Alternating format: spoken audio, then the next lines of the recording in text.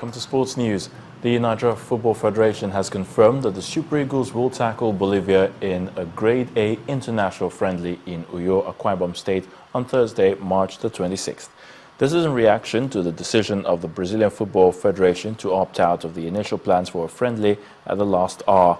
The game will be the first high-profile clash for the Super Eagles this year as they look ahead of the 2017 African Nations Cup and the 2018 FIFA World Cup qualifiers later in the year.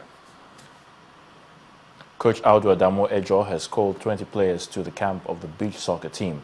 The two-time African champions regroup for next month's Power Horse Invitational Tournament in South Africa and the qualifiers for the African Championship.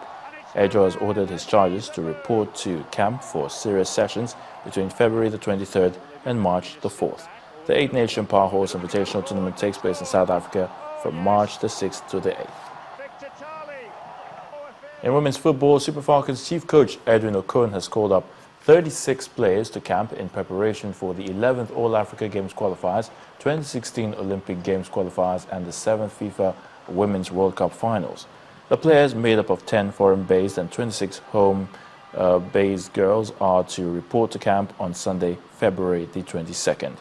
Among those listed are Precious Dede, Onome Ebi, Ngozi Ebere, Azizat Oshola, Uchechi Sunday and Desire Okpara Nozie. Andy Murray suffered a shock exit at the ABN AMRO quarterfinals after an error-strewn defeat against Gilles Simon. The world number 4 trailed from the start of both sets against Simon, who he had beaten in their previous 12 games, and the French 8th seed ruthlessly closed out a 6-4, 6-2 win in Rotterdam. Simon will then play defending champion Thomas Berdych in the semi-finals.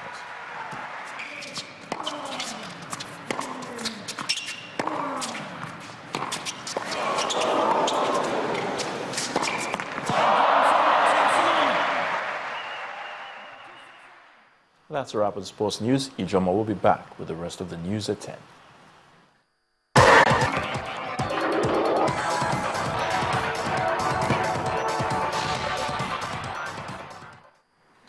Well, Boko Haram militants have reportedly carried out an attack on Chad overnight, the first such assault on Chadian soil.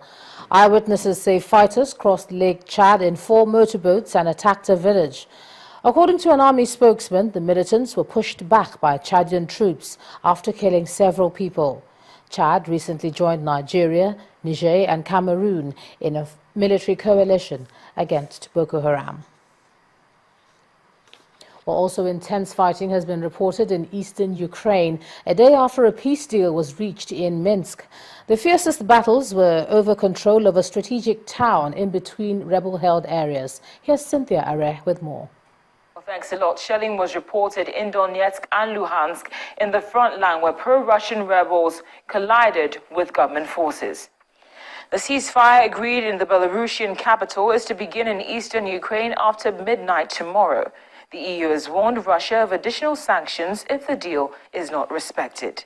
Then Taliban militants have attacked worshippers at a Shia mosque in the Pakistani city of Peshawar with guns and grenades, killing at least 19 people. Police killed one of the militants in a gunfight around the mosque in the wealthy Hayatabad district.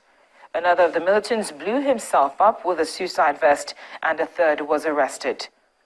Finally, Al Jazeera journalists Mohammed Fahmy and Mohammed have left prison in Egypt following their release on bail. They spent more than a year behind bars and on Thursday a court ordered their release pending a retrial this month. They're accused of spreading false information and helping the banned Muslim Brotherhood. And that's the foreign news wrap-up. Thanks a lot, Cynthia. Now on to entertainment news. Well, some Nigerian artists released individual love-themed songs ahead of Valentine's Day. Here's Mayowa Ogunile with the details.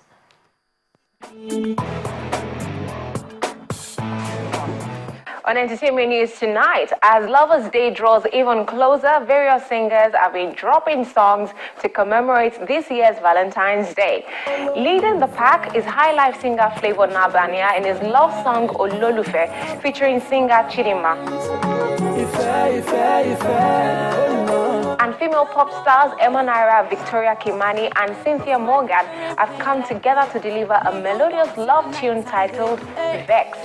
The new track is produced by Kenyan Grammy Award-winning producer Do Speaks. Popular Nollywood actor and filmmaker Kunle Afonlayo has hinted that his next movie project may involve Academy Award-winning Hollywood actor Denzel Washington.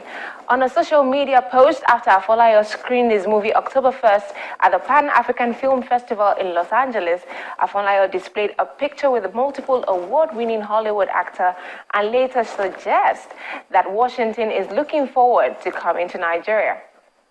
And former Remedies rapper Idris Abdulkarim has revealed that a raving group from the 90s broke up because of money. The rapper told Nigerian Entertainment Today that disagreement plagued the group after it started making big money from performing shows across the country. And Fuji music star Alao Malaika believes that Fuji music genre has been hindered from growing beyond its current state because it is delivered predominantly in Yoruba language. Speaking exclusively to Entertainment News on Channels Television, the singer said the popularity of the brand of music would have seen it grow like Afro beats, but has been hindered by the language of delivery. I would say it's because of the one particular language, which is our Yoruba language, native language. And multiple award-winning rapper and beatmaker Kanye West has finally gotten his big break in the fashion industry with the release of his Yeezy footwear collections under the sportwear company Adidas. The event, which held in New York, was attended by top celebrities from the music and fashion world. And that's it on entertainment. Thank you for watching. Let's head back for the main news.